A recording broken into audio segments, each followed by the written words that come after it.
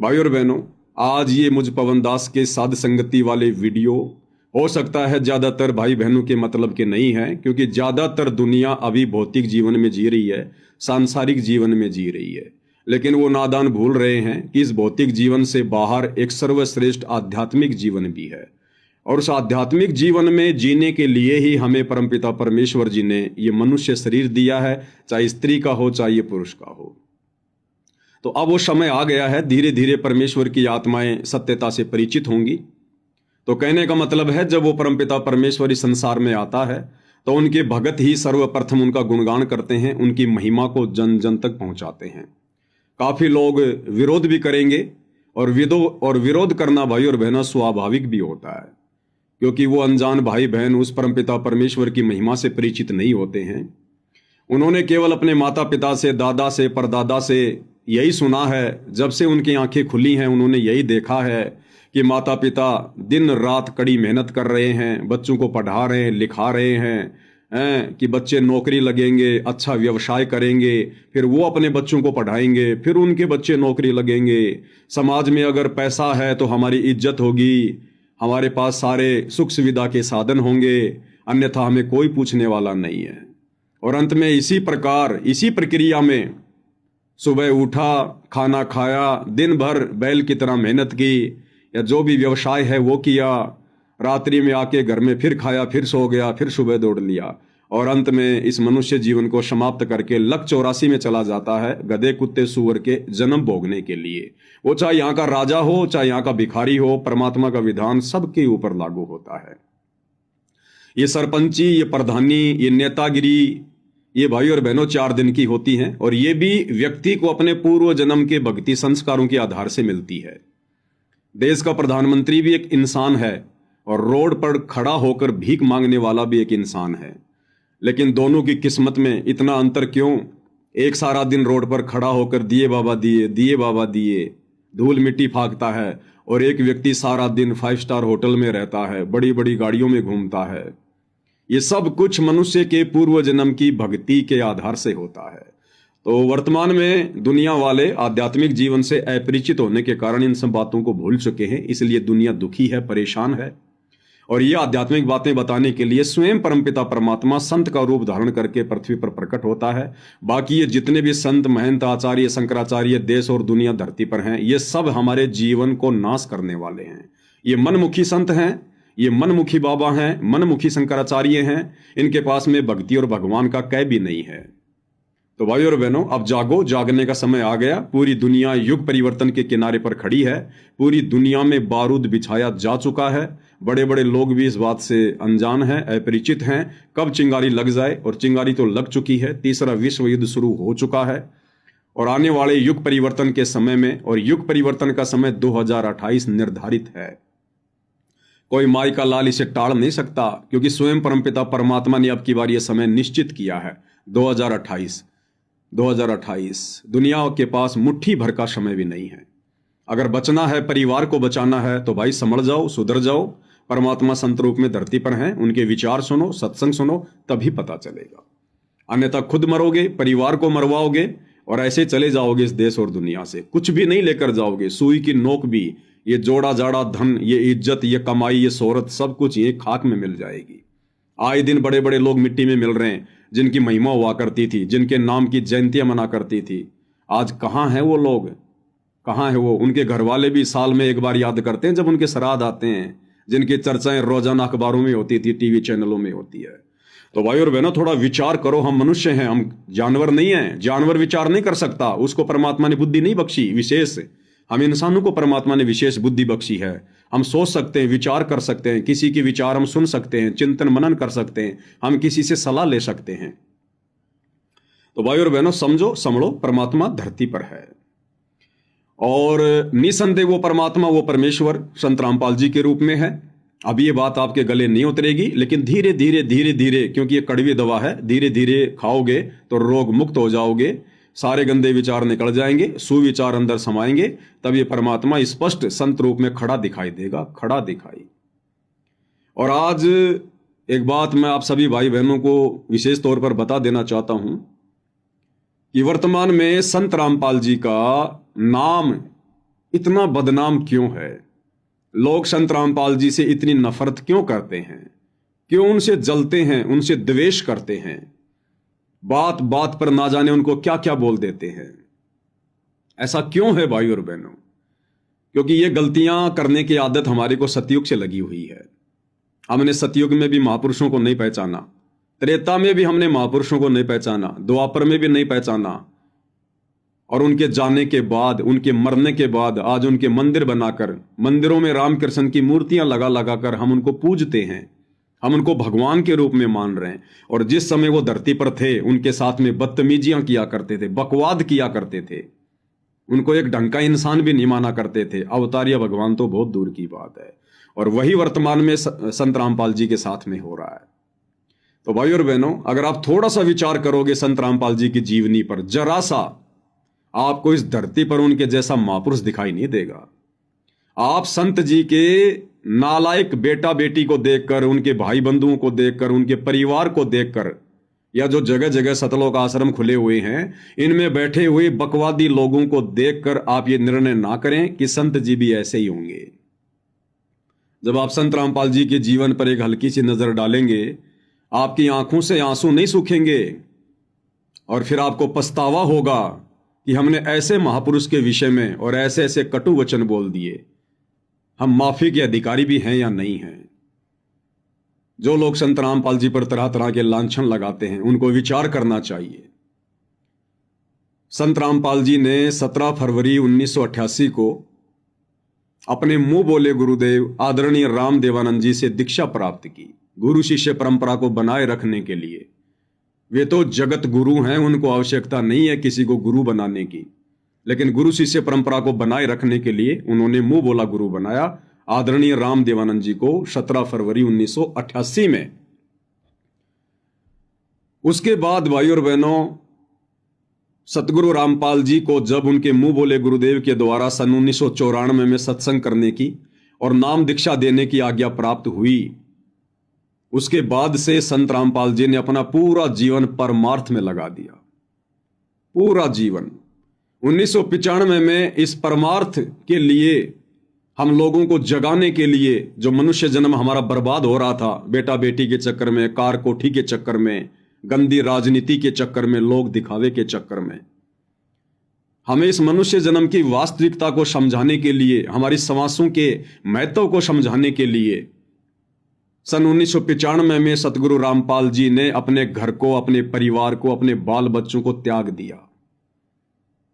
कभी भी 1995 से सतगुरु रामपाल जी उस धनाना गांव में अपने परिवार में मुड़कर नहीं गए। अपनी उस जमीन को, उस मकान को सतगुरु रामपाल जी ने उसी दिन त्याग दिया था। उसके बाद संत रामपाल जी जो एक जेई की नौकरी किया करते थे, जूनियर इंजीनियर की, हरियाणा के सिंचाई विभाग में, जब सत्संग का कार्य ज्यादा बढ़ गया, उनको समय नहीं मिलने लगा, तो सन 1998 व 99 के बीच में सतगुरु रामपाल जी ने अपनी जेई की नौकरी से इस्तीफा दे दिया। सन 1998 में 99 में जूनियर इंजीनियर, कितनी इज्जत समाज में, सैलरी कितनी होगी, एक झटके में उन्होंने इस्तीफा दे दिया, जबकि उनकी रिटायरमेंट में मात्र 2 वर्ष बचे हुए थे। उनके साथी कहने लगे, भाई मात्र 2 वर्ष बचे हैं रिटायरमेंट में, पेंशन हो जाएगी, 2 साल और नौकरी कर लो। लेकिन सतगुरु रामपाल जी ने किसी की एक नहीं सुनी और कहा कि भाई इस झूठी सरकार की नौकरी करते करते तो असंख्य जन्म बीत गए, अब तो सच्ची सरकार की नौकरी करूंगा, परमपिता परमेश्वर की नौकरी करूंगा, उनकी भूली भटकी आत्माओं को भक्ति मार्ग पर लगाऊंगा, उनका जीवन बर्बाद होने से बचाऊंगा। अपनी जेई की नौकरी से सतगुरु रामपाल जी ने स्वेच्छा से इस्तीफा दिया। अब बहुत सारे लोग कहते हैं कि उनको जेई की नौकरी से हटाया गया था। देखो, ये तो है मनमुखी बातें, हुआ भाई सुनी सुनाई बातें। आज हिंदुस्तान में कोई भी भाई बहन ये साबित कर दे कि सतगुरु रामपाल जी को जेई की नौकरी से सरकार ने किसी भी कारण से हटाया था, मैं पवन दास और मेरा पूरा परिवार आजीवन उस व्यक्ति के भैंसों का गोबर उठाएंगे, भैंसों का गोबर, तुम्हारे नौकर बन के रहेंगे आजीवन, अगर कोई व्यक्ति ये साबित कर दे तो। बाकायदा उनका लेटर है, सोशल मीडिया पर पड़ा हुआ है। स्वेच्छा से उन्होंने परमार्थ के लिए त्यागपत्र दिया था। ये आपको एक छोटी सी जीवनी बताई जा रही है सतगुरु रामपाल जी की, जो लोग उन पर लांछन लगाते हैं कि वो पैसों के लिए कर रहे हैं, माया के लिए कर रहे हैं। जरा नजर डालिएगा। 1995 में घर परिवार त्याग दिया, बाल बच्चे त्याग दिए, जमीन जायदाद त्याग दी, ना उनके नाम पर कोई मकान है ना कोई दुकान है। 1999 में अपनी नौकरी त्याग दी और उसके बाद 1997 में उनके मुंह बोले गुरुदेव आदरणीय राम देवानंद जी ने जब अपना शरीर त्यागा, शरीर त्यागने से पहले आदरणीय राम देवानंद जी ने सर्व अधिकार, उनके पास कई कई आश्रम थे, उन्होंने सर्व अधिकार और नाम दीक्षा देने का अधिकार सर्व के सामने सतगुरु रामपाल जी को दे दिया था। तो जब उन्होंने शरीर छोड़ा, संत रामपाल जी वहां गए एक अच्छे शिष्य की भूमिका निभाते हुए अपने गुरु का अंतिम संस्कार करवाने के लिए। तो वहां पर चर्चा होने लगी और भी बहुत सारे लोग आदरणीय राम देवानंद जी से नाम दीक्षा लेकर ये सोच रहे थे कि हमारे को गुरु गद्दी मिलेगी। लाल कपड़े भी धारण कर रखे थे। सारे लोग ये आपस में बातें करने लगे कि अब तो सारे आश्रम, सारी संपत्ति, सारी गाड़ियां भाई संत रामपाल जी के नाम पर हो जाएंगी। संत रामपाल जी ने उनकी बातें सुनकर 10 मिनट खड़े होकर वहां पर लोगों को संदेशा दिया कि भाई मुझे इन चीजों की भूख नहीं है। अगर मुझे इस माया की भूख होती, आश्रमों की भूख होती, गाड़ियों की भूख होती, तो मैं अपनी जेई की नौकरी से इस्तीफा ना देता। मैं घर परिवार जो है वो नहीं छोड़ता मैं। और मैं घोषणा करता हूं कि आज के बाद मुझे एक फूटी कोड़ी भी इन आश्रमों से नहीं चाहिए, ना मुझे ये आश्रम चाहिए। उसी दिन सतगुरु रामपाल जी ने अपने गुरुदेव के आश्रमों को त्याग दिया, ठोकर मार दी उनको, और जिंद में एक किराए की एक छोटी सी एक कुटिया लेकर उन्होंने सत्संग करना शुरू किया, ज्ञान प्रचार करना शुरू किया। काफी दिन तक जिंद से वो ज्ञान प्रचार करते रहे। उसके बाद वो कुटिया भी उनके पास नहीं रही। फिर वो छुडानी चले गए। छुडानी में 100-150 गज का एक छोटा सा एक प्लाट लिया उन्होंने किराए पर सत्संग करने के लिए, छुडानी धाम में आने वाली आत्माओं को शत भक्ति मार्ग बताने के लिए। लेकिन छुडानी धाम वालों ने देखा कि भाई यहां तो सारे लोग संत रामपाल जी के ज्ञान से प्रभावित हो रहे हैं, हमारा तो ये धार्मिक धंधा बंद हो जाएगा। उन लोगों ने संत रामपाल जी का विरोध करना शुरू कर दिया। संत रामपाल जी पूर्ण संत हैं, परमेश्वर हैं। अगर वे भी झगड़ा करेंगे तो फिर आप और हमें क्या शिक्षा देंगे, अपने भक्तों को क्या शिक्षा देंगे, जगत उनसे क्या शिक्षा लेगा। उन्होंने किसी को कुछ नहीं कहा। ज्यादा विरोध बढ़ गया, छुडानी से वो कुटिया छोड़ दी। गांव गांव जाकर अपने कुछ भक्तों के साथ में ज्ञान प्रचार करने लगे, सत्संग करने लगे, आदरणीय गरीबदास जी की वाणियों का पाठ करने लगे। भाइयों और बहनों, उसके बाद सतगुरु रामपाल जी ने 1999 में गांव करोथा के पास में एक छोटा सा आश्रम खोला, करोथा आश्रम। अब देखो भाइयों और बहनों, सत्संग सुनने कौन आता है? आप और हमारी बहन बेटियां। आप और हम ही जाते हैं, हमारी माता बहनें बेटियां। अब उन बच्चों को बैठाने के लिए एक जगह चाहिए।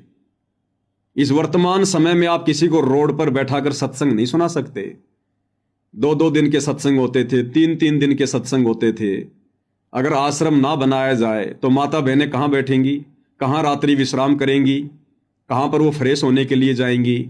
तो आश्रम की सुविधा तो हमारी माता बहन बेटियों के लिए, हमारे लिए उन्होंने की। ऐसा नहीं है भाई और बहनों, 21वीं सदी में जी रहे हम। अब कोई ये सोचे कि बाबा तो त्रेता युग की तरह लंगोटा पहन कर रहे और उनके चेले BMW गाड़ी में घूमे, तो ऐसा संभव नहीं है भाई। कलयुग है। इस युग के अनुसार ही परमात्मा ने सारे साधन जोड़ने पड़ते हैं, लीला करनी पड़ती है। तो उन्होंने करोथा आश्रम की स्थापना की। बहुत सारे भक्तों ने मिलकर जमीन वगैरह लेकर जो भी किया, जैसा भी किया, आश्रम शुरू हुआ।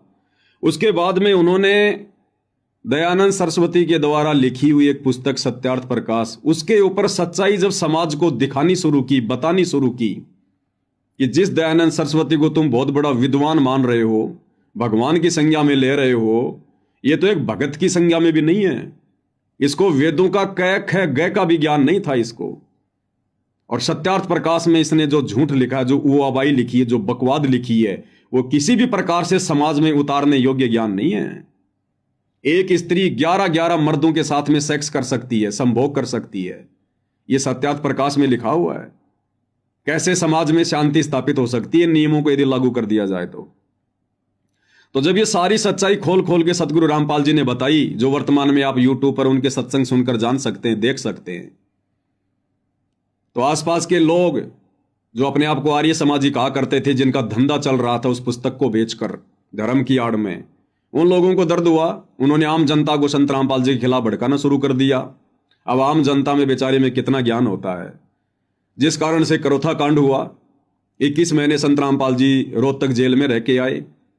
उसके बाद 2009 में वापस संत रामपाल जी हरियाणा के हिसार के पास में जो बरवाला है, वहां पर दौलतपुर एक जगह है, वहां पर उनके एक भगत बलजीत ने 1 किला जमीन दान की।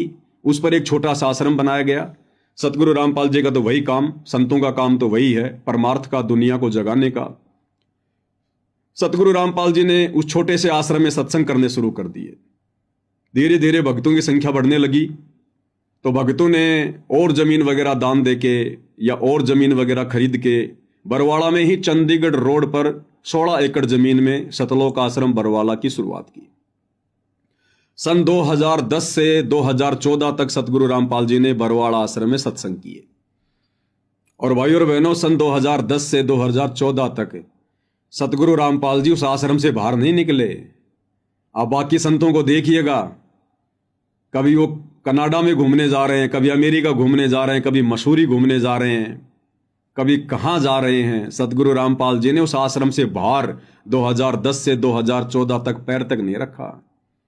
वहीं पर महीने में 2 बार अमावस्या और पूर्णिमा को 3-3 दिन का सत्संग किया करते थे। भक्तों के लिए सारी व्यवस्था की हुई थी। 2014 में उनके परिवार की नालायकी के कारण, उनके भाई महेंद्र की नालायकी के कारण, उनके रिश्तेदारों की नालायकी के कारण, उनके मनमाने आचरण के कारण, उनके पाखंड के कारण, उनके परिवार के अभिमान के कारण इस बरवाला कांड जैसी घटना का जन्म हुआ।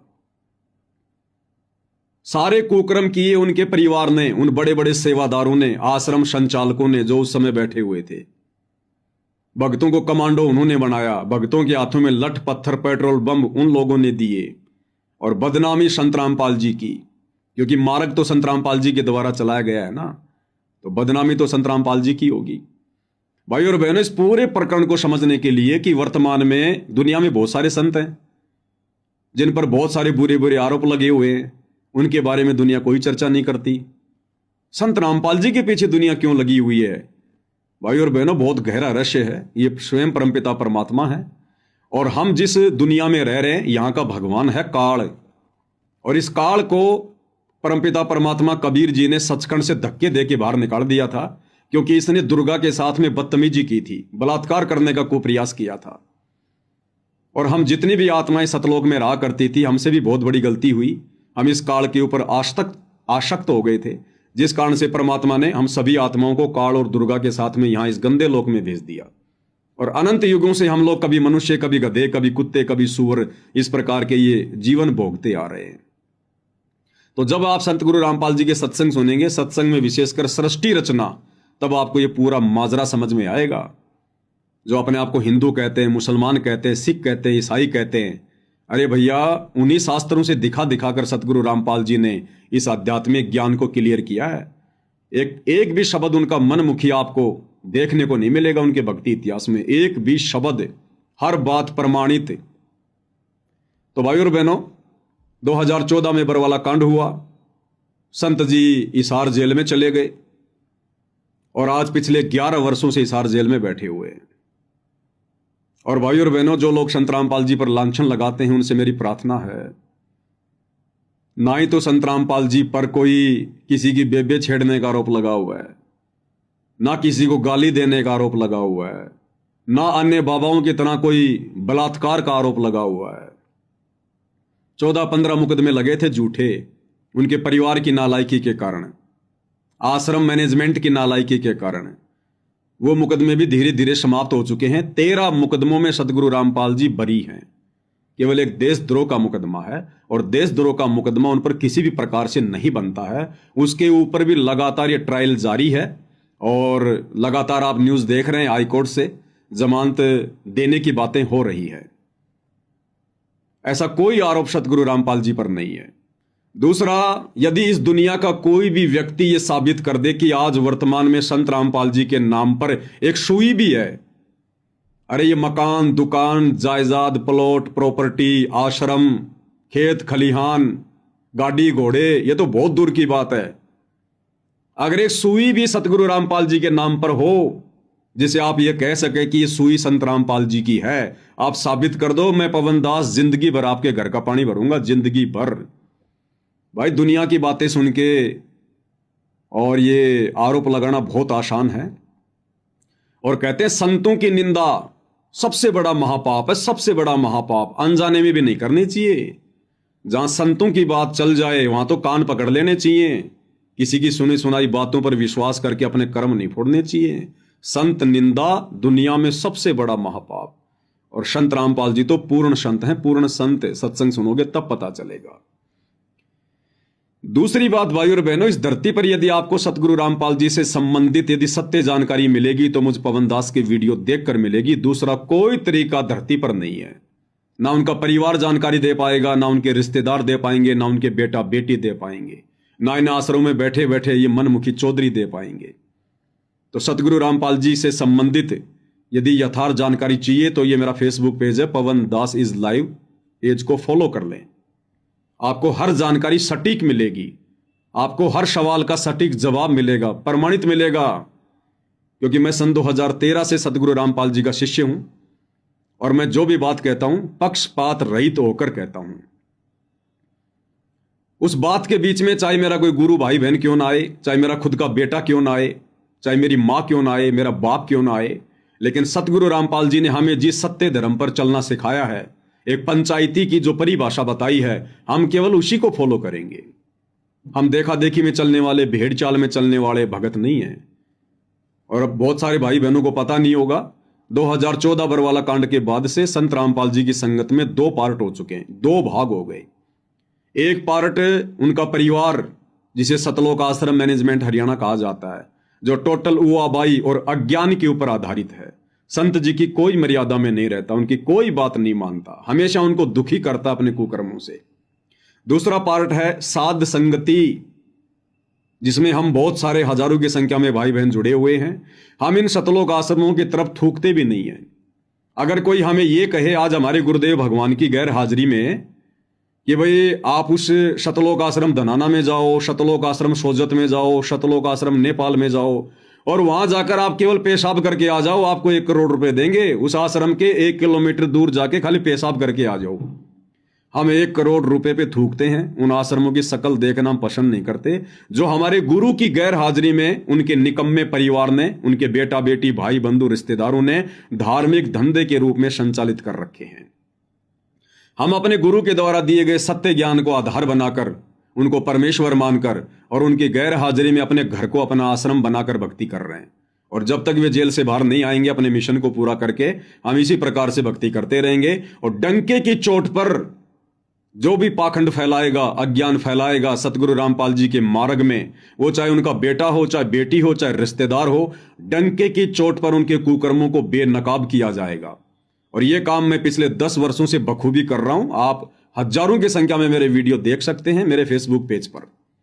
दूसरी बात भाई और बहनों, मेरे वीडियो कोई मनोरंजन के लिए नहीं होते हैं। मैं कोई नचनिया नहीं हूं, मैं किसी का मनोरंजन करने के लिए पैदा नहीं हुआ हूं। राजनीति मेरा धर्म नहीं है। यहां से भक्ति करके मोक्ष करवाना मेरा परमो धर्म है। तो मेरे वीडियो 2 घंटे, 3 घंटे, 4 घंटे लंबे होते हैं। वर्तमान में आपको थोड़ा सा बोरिंग लगेंगे, लेकिन जब आने वाले 1 से 2 वर्षों में इस धरती पर तबाही मचेगी, क्योंकि युग परिवर्तन का दौर शुरू हो चुका है। 2028 लास्ट डेट है। पूरे विश्व की जनसंख्या 64 करोड़ रहने वाली है, जो आज 800 करोड़ है। इतनी तबाही मचेगी आने वाले 3 वर्षों के अंदर अंदर। ये दुनिया अभी अनजान है, बेखबर है, भौतिक जीवन में जी रही है कि ऐसे चलता रहेगा।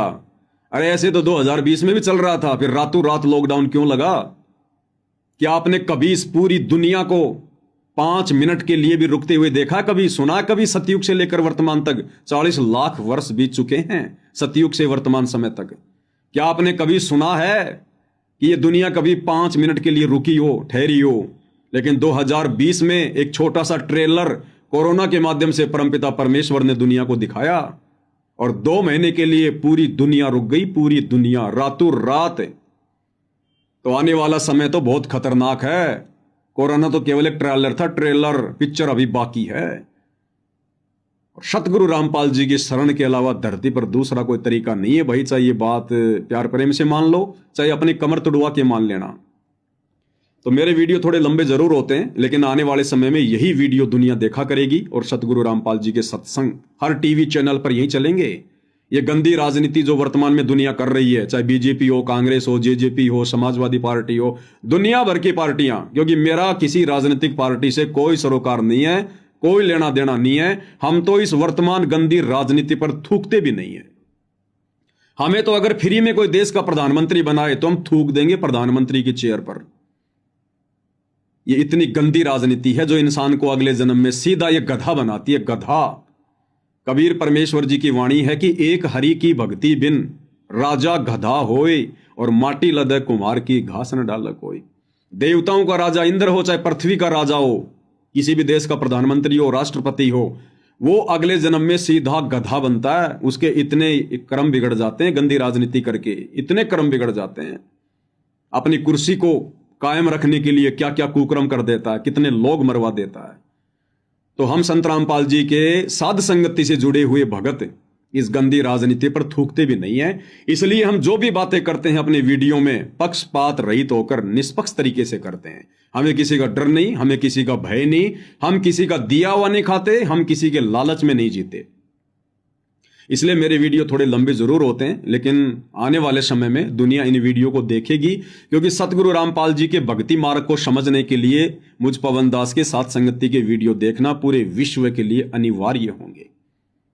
और आप लोग खुशकिस्मत होंगे यदि आप समय से ये वीडियो देखने की आदत डाल लेंगे। तो भाइयों और बहनों, सतगुरु रामपाल जी की तो मुफ्त में बदनामी हो रही है, अन्यथा ये सारे के सारे कुकर्म वर्तमान में उनका परिवार कर रहा है, उनके नालायक बेटे और बेटियां कर रही हैं। तरह तरह की मुहिम चलाकर, बकवादे करके, पाखंड करके खुद का भी जीवन बर्बाद कर रहे हैं। बेचारी नादान भोली वाली संगत का भी संत जी के नाम की आड़ में, उनके झूठे आदेश की आड़ में उनका भी जीवन बर्बाद कर रहे हैं।